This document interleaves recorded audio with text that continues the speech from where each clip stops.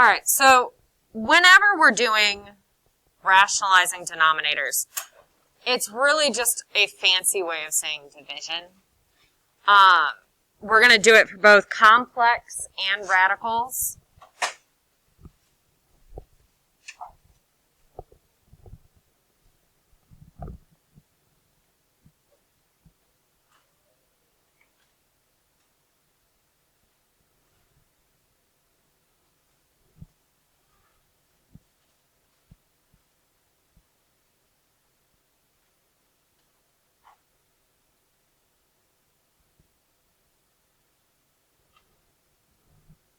And I would write in that you do this for both complex and radicals. Just because it is important to note that the steps that we do for this are the exact same, no matter what. Alright, and then the reason for this is because some old dead dude decided we don't like radicals or complex numbers in the denominator of any fraction, so we have to get rid of it. Alright, so you need conjugates. Conjugates are essentially, all you do is you change that inner addition or subtraction. Alright, and they're the same setup for a plus bi and a plus the square root of b, a minus the square root of b. Alright, so I would write this part down as well. Yeah.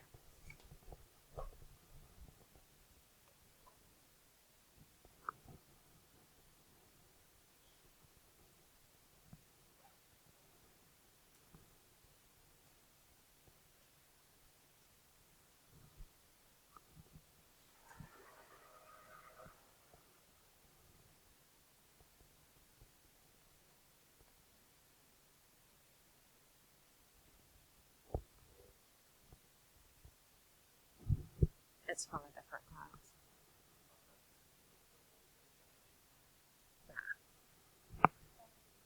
Alrighty. So, we need conjugates. Alright, definitely make sure you have that part written down.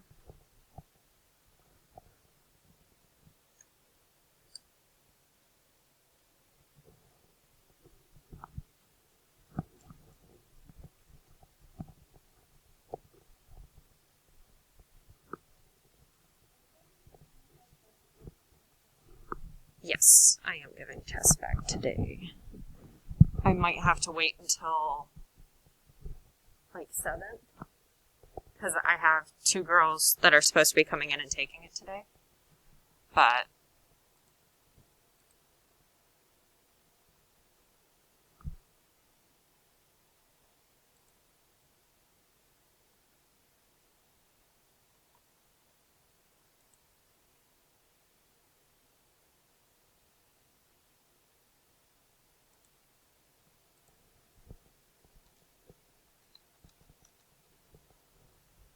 alright, ready for some examples?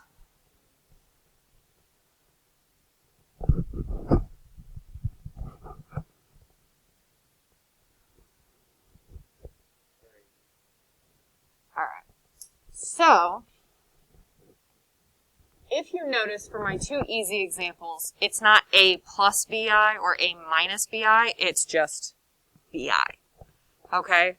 So what we're going to do, if we're looking at this one here on the left, is I'm going to multiply top and bottom by negative 4i.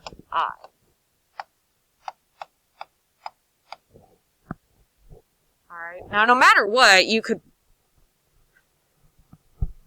multiplying by 1 technically, correct? Because same thing top and bottom, so I'm really not changing it, I'm just getting rid of that I in the denominator. Alright, so on top, I get negative 28i.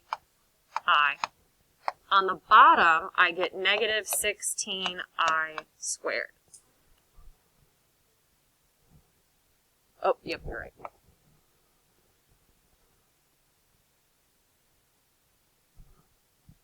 Now what happens with that I squared? Yeah, it turns into a negative 1. So I've really got 28i over positive 16. And then that final step is just going to be simplification. All right. So what can I take out both top and bottom? Yep, take out of 4.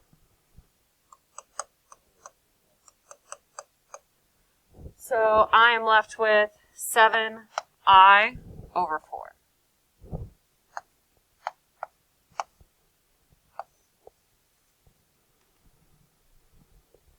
Easy enough. Now, as you guys are going through these, you'll start getting faster and realizing you don't need to show it quite as many steps.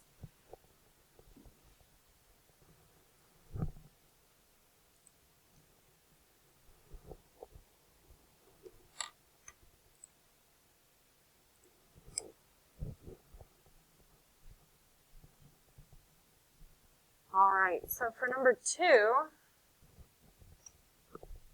what am I multiplying by top and bottom?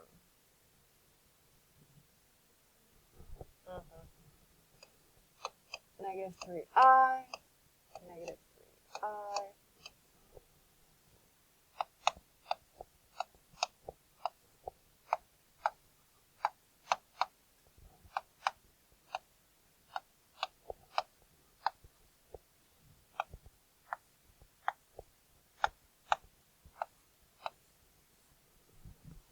Now, you don't necessarily have to do the 1 in front of the I just like doing that.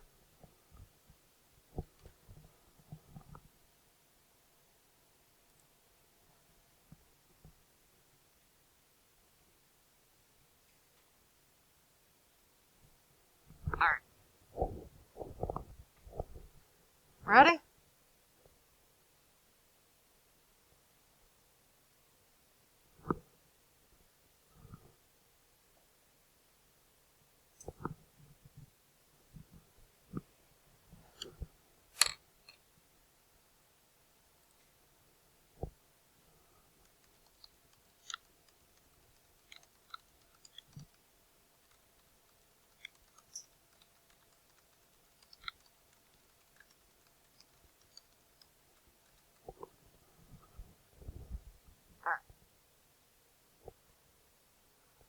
So here's a medium example.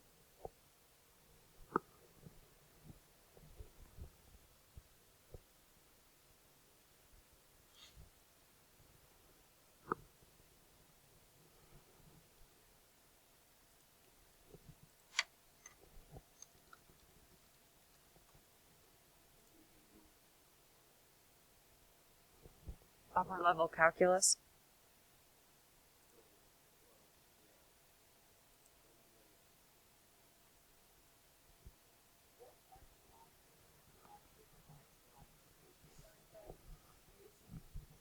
I use trig exponential functions regularly.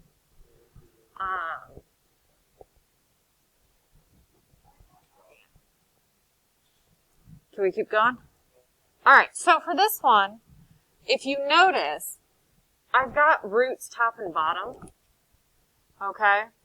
So what do you want to multiply by top and bottom to get rid of that square root? No? I really want to focus more on the bottom. I can't divide. You can't divide by square roots. Okay, this is why we're rationalizing. So, what I would do personally, I would multiply top and bottom by square root of 8. Alright, you can avoid using the 5 because there's not an addition or a subtraction. Alright, so this now becomes 6 times the square root of 4, or not, yeah, 6. 40. And then 5 times the square root of 64. All right, so whenever you multiply two square roots together, you're actually multiplying the numbers underneath of the square roots. All right. So what's the square root of 64? All right, so I'm left with 6 square root of 40 over 5 times 8. All right. Now I'm going to show another step, but before I do that, how many of you are like, but that square root of 40 though? Like, I got to get rid of it, right? So, here's what we're going to do. This is me reviewing how we break out square roots. All right. What is a perfect square that I can take out of 40? 4. 4 and 10. That's my perfect square. All right, so it becomes 2 square root of 10. Okay? So, if I'm looking back on this, I've got 6 times 2 times the square root of 10, all over 40. 12 root 10 over 40. Can I simplify one more time? What can I take out? Top and bottom.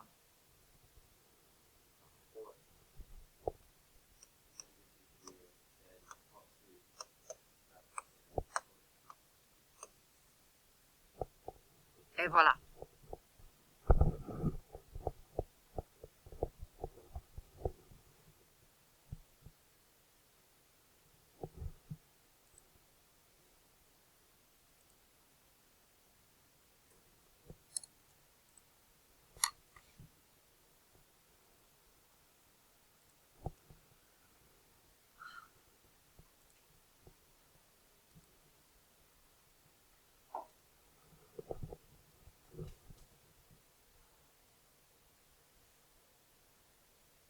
All right, here's example 2.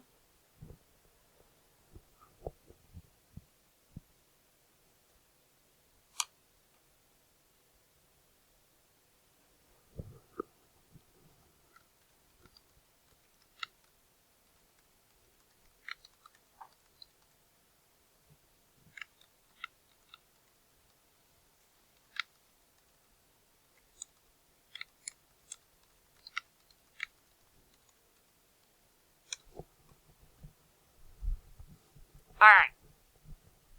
So, this one I actually do have to use a conjugate on.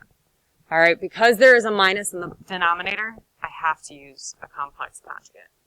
All right, so what do you think would be the conjugate of -2 minus I? Yeah, -2 plus I.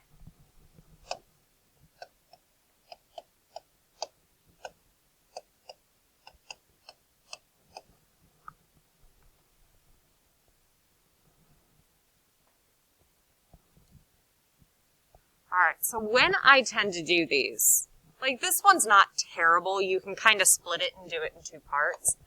But I tend to color code as I do it. So like I'll do the top in red and I'll do the bottom in purple. So that way I can go through and I can actually color code like where my work came from because it really becomes 2 separate problems. All right, so since I still got purple going, I've got -2 minus I, and then -2 plus I. All right, use your Punnett square. All right. Yes. Punnett square makes it easier, though. I was going to say, that's what I showed in the notes, so.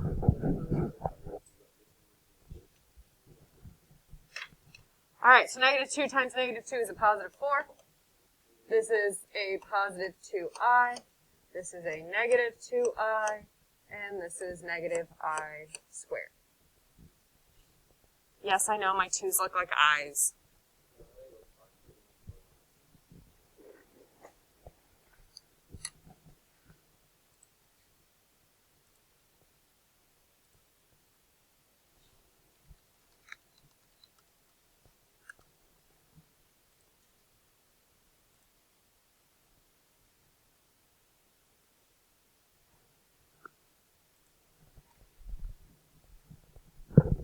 All right, so what happens to this -2i and the +2i? Yeah, they cancel out. And then this is a -1, so I'm really left with 4 plus 1, so I have 5 for my new denominator.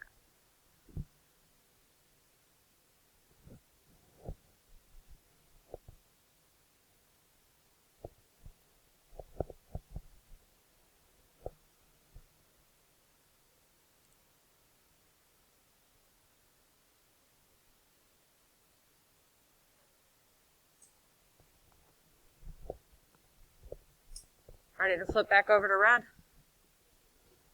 All right, so red is my numerator. And I've just got 2 times negative 2 plus I.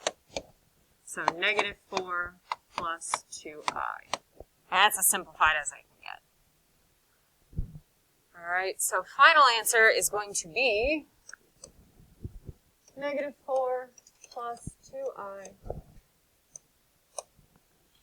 over 5.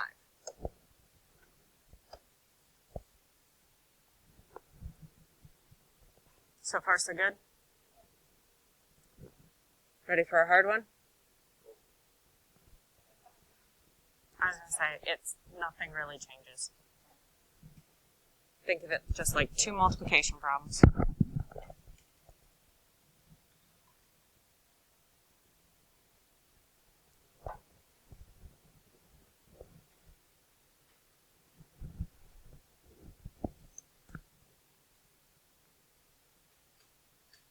Do we want to try one on our own?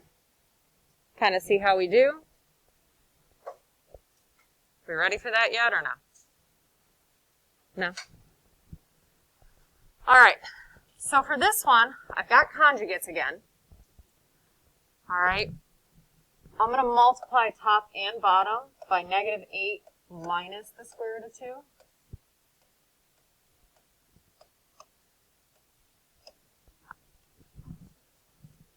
Yeah, that's the whole point in a conjugate. It's the opposite middle sign.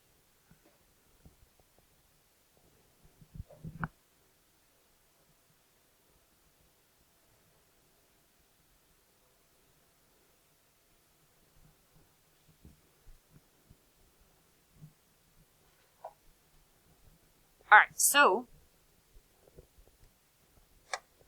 what color for the numerator, what color for the denominator?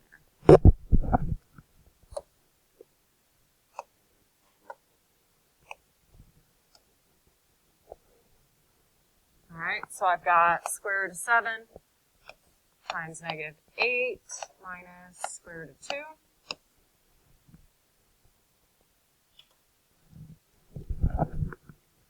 Negative 8 square root of 7 minus square root of 14. And I can't simplify that 14 at all.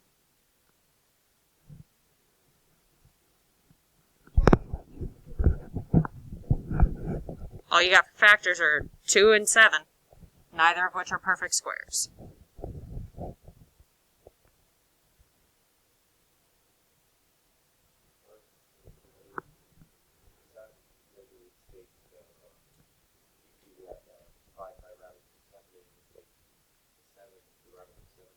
You're saying factor it back out?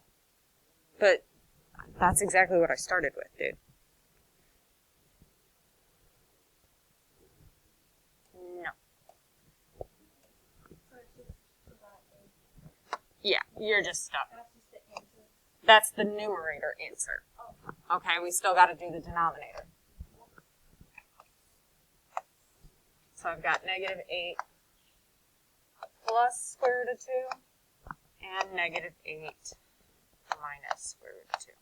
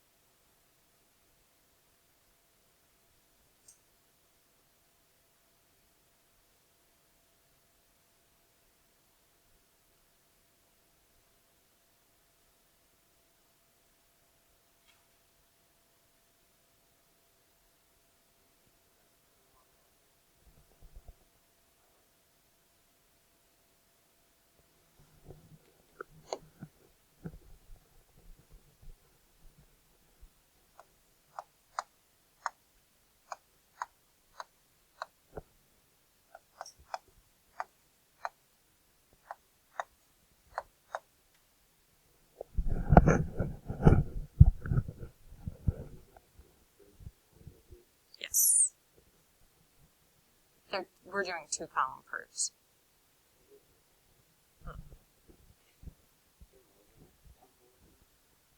No. All right, so these bad boys cancel out again. What's the square root of 4? All right, so I got 64 minus 2. That gives me 62. So final answer up here is going to be 62 on the denominator, negative 8 root 7 minus square root of 14. Okay. Now, why can't I try to simplify the 8 and the 62? Well, it's even. Yeah, so the negative 8 is attached to something. The only way you could actually simplify the 8 and the 62 is if there was something right in front of this root 14 that I could simplify as well.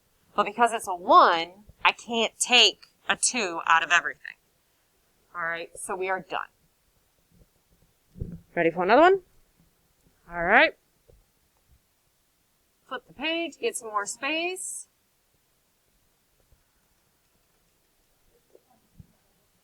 Yes, these are on the homework. So just flip the page. I was going to say these are similar to the ones on the homework. They're not actually off the homework.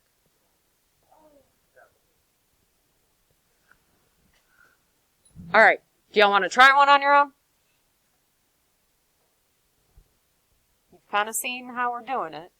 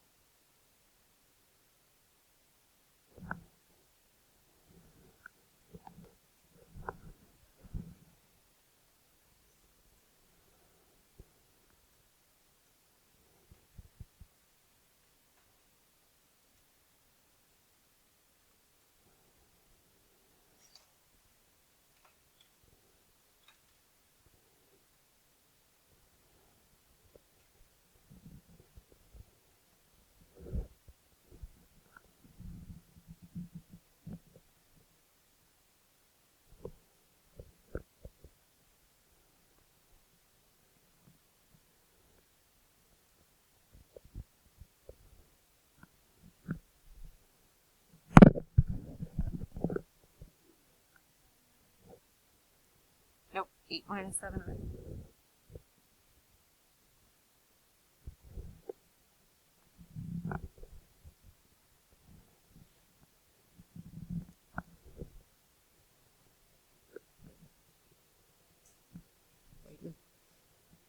You waiting on me?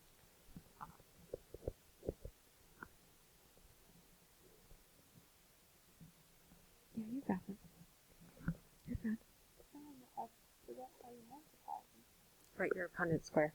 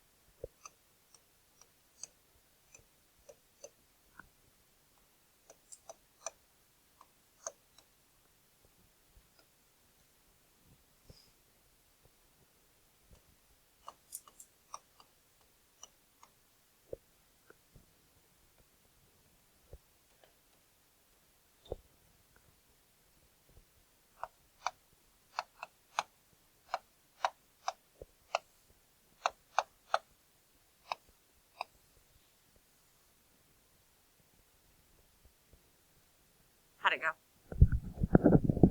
Good.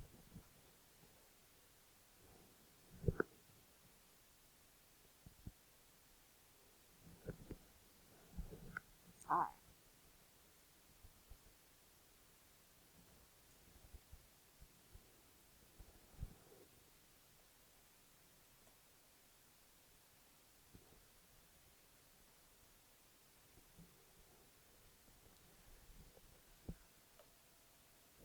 So here is the final one. And if you want your test for corrections, you got to get that one done.